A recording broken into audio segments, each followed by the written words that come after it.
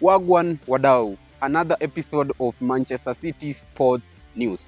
Leo tunaangazia 3 midfielder options to replace Kevin Debryne. So tunaanza pale na AC Milan ambapo tuko na kijana anaitwa Reginandas. Reginandas ni amekuwa Serie A midfielder of the season, na huyu ni kijana ambaye anatoka pale squad ya Netherlands. So he is also a good midfielder, na ukiangalia pia unaona anaweza fit in pale kwa style ya Guardiola of play. Another midfielder ni Morgan Gibbs-White from Nottingham Forest.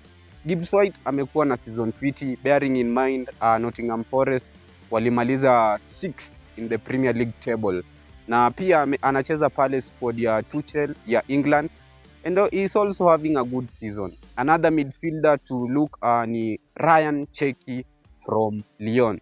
Cherki from Lyon amekuwa a very prominent figure pale Lyon, anacheza number 10 na amekuwa na perform fiti, na pia Manchester City imekuwa linked to him.